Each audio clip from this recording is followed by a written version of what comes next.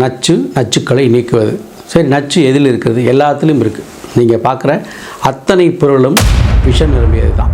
எப்பொழுது நீங்கள் ஒரு நல்ல எண்ணங்களை வளர்க்க ஆரம்பிக்கிறீங்களோ அதே சமயம் அதற்கு பின்னால் ஒரு தீ எண்ணமும் உருவாகத்தான் செய்யும்.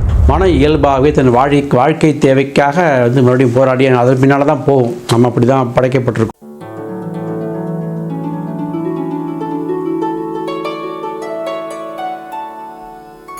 அன்புள்ளங்களுக்கு வணக்கம். அன்பர்களே, நம்ம இன்றைக்கி பதிவில் என்ன பார்க்க போகிறோம்னா, டாக்ஸின், டிடாக்ஸின் ரெண்டு விஷயம் இருக்குது. நச்சுக்களை நீக்குவது. சரி, நச்சு எதில் இருக்கிறது? எல்லாத்துலேயும் இருக்குது. நீங்கள் பார்க்குற அத்தனை பொருளும் விஷம் நிரம்பியது தான். ஒரு சித்தர் பாடல் உண்டு. வேலி தலை விருட்சம் முதலானதெல்லாம் புல்லர்கள் சாவதற்காக சொல்லி வைத்தோம், நாடுதனில் அறிவாளி நீயானால் நச்சு அறவும் விஷம் போக்கி அமிர்தம் உண்ணு என்று சொல்லியிருப்பார்கள். அதாவது இந்த உலகத்தில் காணுகிற அத்தனை பொருளிலும் விஷமும் இருக்கிறது, அமிர்தமும் இருக்கிறது. இப்படி பொருள்கள் மீது இருந்திருக்க இந்த விஷமும் அமிர்தமும் உங்களுடைய எண்ணத்திலும் அடங்கியிருக்கிறது. உங்களுடைய எண்ணத்தில் கூட பார்த்தீங்கன்னாக்கா நல்ல சூப்பரான ஒரு அட்டகாசமான எண்ணங்கள், நல்ல பாசிட்டிவான எண்ணங்கள் இருக்கும். அதே மாதிரி அதுக்கு ஈக்குவலாக நச்சு எண்ணங்கள், நம்ம போட்டி, பொறாமை, கோபம், பொச்சரிப்பு, இப்படி விஷயங்களில் நச்சு எண்ணங்களையும் வளர்த்துக்கிட்டு இருக்கோம்.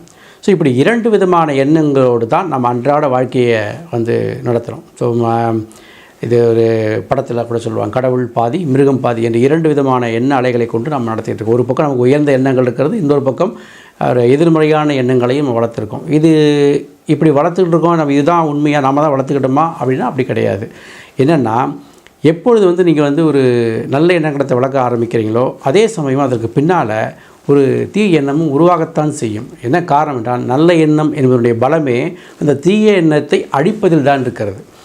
தெய்வத்துக்கு பலம் எப்போன்னு சொன்னால், அசுரர்களை அழிக்கும் பொழுது, அப்பொழுது தான் அந்த தெய்வம் என்கிற நிலைக்கே நம்ம பார்க்குறோம்.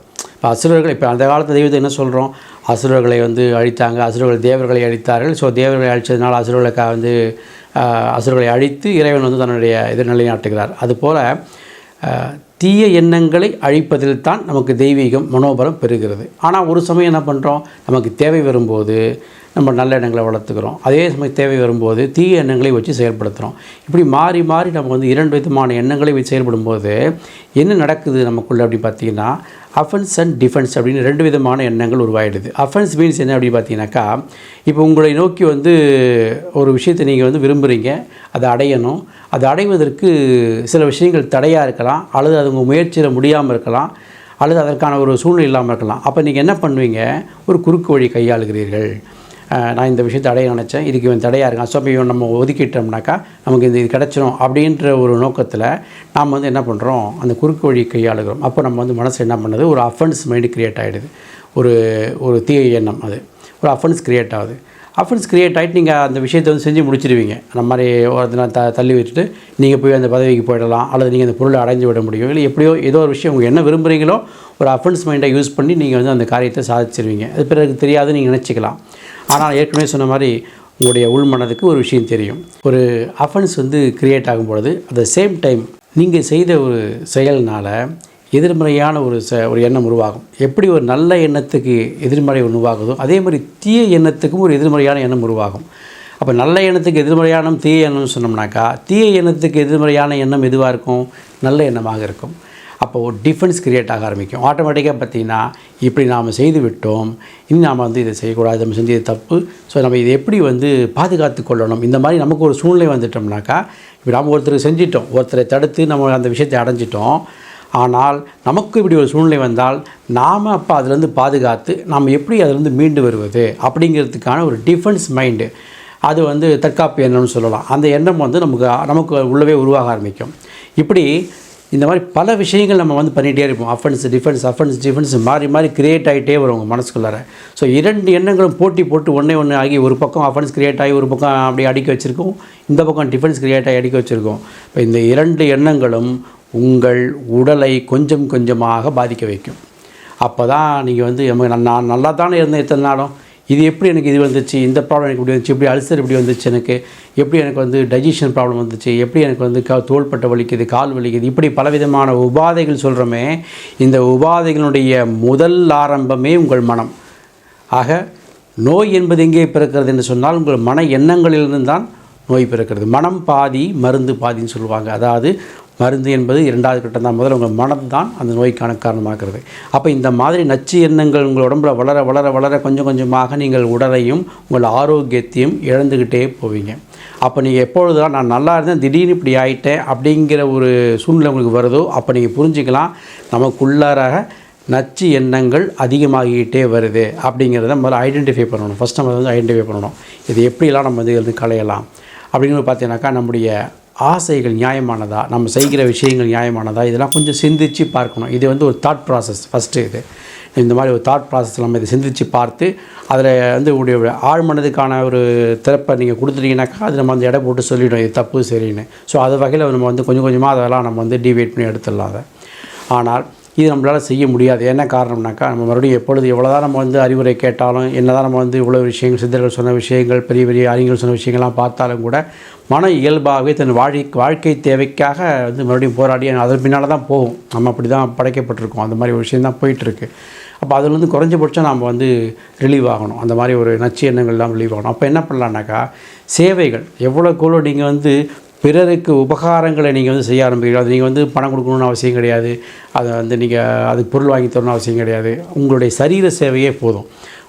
உங்களுடைய சரீர சேவை எங்கெல்லாம் வந்து நீங்கள் வந்து அதிகப்படுத்திக்கிறீங்களோ, என்னால் வந்து இந்த கெட்ட எண்ணத்தை விட்டு வெளியே வர முடியல, எனக்கு வந்து இது ரொம்ப கஷ்டமாக இருக்குது அப்படின்னு நினைக்கும்போது, உங்கள் மனசுக்கு இவ்வளோ கெட்டதும் இருக்குது, எனக்கு எப்படி வந்து ரிலீவாக தெரியல அப்படின்னாக்கா, பிறருக்கான சேவைகளை நீங்கள் உங்களை அர்ப்பணிச்சுக்கங்க. ஸோ எவ்வளோக்கோ நீங்கள் பிறருக்கான சேவைகளை அதிகப்படுத்திக்கிட்டே போகிறீங்களோ அந்த அளவுக்கு உங்களுடைய கெட்ட எண்ணங்கள் கொஞ்சம் கொஞ்சமாக உங்களை விட்டு விலகி போயிடும். அப்போ ஆட்டோமேட்டிக்காக உங்களை ஆரோக்கியம் மேம்படும், மனசில் ஒரு அமைதி வரும், சந்தோஷம் வரும், உங்களை பார்க்குறவங்களுக்கும் சந்தோஷம் வரும். நீங்கள் ஒரு வார்த்தை சொன்னால் அவங்களுக்கு நல்லது பலிக்கும். ஸோ இந்த மாதிரியான ஒரு எண்ணமெல்லாம் நீங்கள் பிறருக்கு சேவை செய்வது மூலமாக அது எப்படி வேணாலும் செய்யலாம். பிறருக்கு சேவைங்கிறது நம்ம உடனே ரோட்டில் போகிறவங்களுக்கு செய்யணும் அவசியம் கிடையாது, இல்லை 3வது மனுஷனுக்கு செய்யணும் அவசியம் கிடையாது. முதல்ல நம்ம வீட்டில் அவங்களுக்கு ஒரு சேவை. நம்ம வந்து மனைவிக்கு செய்யலாம், கணவனுக்கு செய்யலாம், அல்லது அப்பா அம்மாவுக்கு செய்யலாம், பிள்ளைகளுக்கு செய்யலாம், நம்முடைய உறவினர்களுக்கு செய்யலாம். என்ன தேவை இருக்கோ, உங்களால் என்ன முடியுமோ உங்கள் சக்திக்கு, அது பொருளாதார உதவியாக இருந்தால் பொருளாதார உதவியும் செய்து அவருடைய மன சந்தோஷத்தை பெறுவது, சரீர சொந்தமான உதவியாக இருந்தால் சரீர சொந்தமான உதவியை செய்வது, இப்படி ஏதாவது ஒரு வகையில் பிறருக்கு சேவை செய்வதை கொஞ்சம் கொஞ்சமாக நீங்கள் டெவலப் பண்ணிகிட்டே வந்தீங்கன்னாக்கா உங்களுடைய உள்மனம் கொஞ்சம் கொஞ்சமாக விழிப்படைய ஆரம்பிக்கும். அப்பொழுது அங்கே இருக்கிற கெட்ட எண்ணங்கள்னால் நீங்கள் ஏற்கனவே ஒரு நல்லதை பெறுவதற்காக முயற்சி செய்து அதில் தோல்வியுற்று பெற்ற எண்ணம் தான் இந்த கெட்ட எண்ணம்லாம். நிறைய விஷயம் வாழ்க்கையில் முயற்சி பண்ணுறோம். ஸோ அது நமக்கு கிடைக்காத போது என்ன ஆகுது, மனமானது ஆட்டோமேட்டிக்காக ஒரு தீவிரத்தை ஃபார்ம் பண்ணிக்குது. ரொம்ப என்ன சொல்கிறது, குரூஷியலாக ஒரு மைண்டை வந்து ஃபார்ம் பண்ணி வச்சுக்கோம். ஸோ அப்படி உள்ளே வச்சுக்கும் போது அந்த எண்ணத்தை நாம் வந்து கொஞ்சம் கொஞ்சமாக வெளியே போட்டுடலாம். அப்படி கெட்ட எண்ணம் கொஞ்சம் கொஞ்சமாக வெளியிட்டு போது எப்படி நம்ம தெரிஞ்சுக்கலாம் பார்த்தீங்கன்னா, முதல்ல உங்கள் முகம் வந்து ஆட்டோமேட்டிக்காக கொஞ்சம் கொஞ்சமாக அழகாக ஆரம்பிக்கும். உங்களை பார்க்குறவங்க என்ன கொஞ்ச நாள் ரொம்ப அழகாக இருக்கீங்க, ரொம்ப ஒரு அட்ராக்டிவாக இருக்கீங்க அப்படின்னு கேட்க ஆரம்பிப்பாங்க. அது மட்டும் இல்லாமல் உங்களுடைய ஆரோக்கியம் கொஞ்சம் கொஞ்சமாக மேம்பட ஆரம்பிக்கும். ஸோ இப்படி இந்த நச்சு எண்ணங்கள் உடலிலிருந்து நீங்கினால் அமிர்த எண்ணங்கள் கொஞ்சம் கொஞ்சமாக நமக்கு மேலே வரும். அமிர்தம் என்று சொல்வது நம்முடைய நல்ல குணங்கள், நல்ல சிந்தனைகள், நல்ல எண்ணங்கள்லாம் மேலோங்க ஆரம்பிக்கும். ஸோ இது எவ்வளோக்கோ நமக்கு மேலோங்கி வருகிறதோ ஆட்டோமேட்டிக்காக நம்முடைய உடல் ஆரோக்கியம், மனோ ஆரோக்கியம், அதே மாதிரி நம்முடைய பொருளாதார வாழ்வும் மேம்படக்கூடிய வாய்ப்புகள்லாம் அந்த டைமில் தான் கிடைக்கும். உங்களுக்கு நல்ல நேரம் வருகிறது என்று சொன்னால் அந்த பொருளாதாரம் அந்த டைம் வரக்கூடிய முதல் நம்மக்கிட்ட இருக்கிற இந்த நச்சு எண்ணங்களை டீடாக்ஸ் என்று சொல்லுகிறோமே அதை வந்து நீக்கிவிடக்கூடிய ஒரு வாய்ப்புகள் ஏற்கனவே சொன்ன மாதிரி எந்த முறையாக இருந்தாலும் சரி ஏதேனும் ஒரு வகையில் இந்த நச்சு எண்ணங்களை நீக்கி கொண்டு நல்ல எண்ணங்களோடு வாழ பழகுங்க. உங்கள் வாழ்க்கை மிக நன்றாக இருக்கும். நேர்களே, இந்த மாதிரி உங்களுடைய வாழ்க்கையுடைய அனுபவங்களில் எனக்கு இப்படி ஒரு எண்ணம் இருந்தது, இதனால் நான் பாதிக்கப்பட்டேன், எனக்கு அப்படி ஒரு நல்ல செயல் செய்து நான் நல்லா அடைஞ்சேன், இப்படி ஒரு அனுபவங்கள்லாம் இருக்கும். ஸோ இப்படிப்பட்ட அனுபவங்கள் எல்லாத்தையும் இந்த கமெண்ட்டில் தெரிவிங்க. நன்றி, வணக்கம்.